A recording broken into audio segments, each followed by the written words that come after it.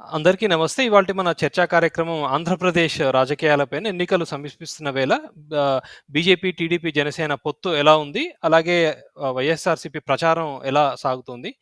వీటన్నిటిపైన మనకు విశ్లేషణ అందించడానికి నరసింహరావు నారపు గారు రాజకీయ విశ్లేషకులు ఉన్నారివాళ. సార్ మీకు స్వాగతం పలుకుతున్నాను. సార్ పొసగని పొత్తు ఏమంటారు?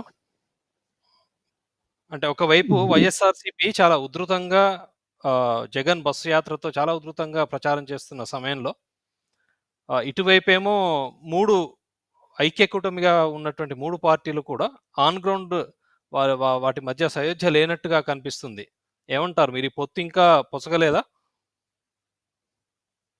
అంటే ఇక్కడ మనం 2, 3 విషయాల్ని విశ్లేషణ చేయాల్సినటువంటి అవసరం ఉంది. ఆంధ్రప్రదేశ్‌కి సంబంధించినంత వరకు తెలుగుదేశం, జనసేన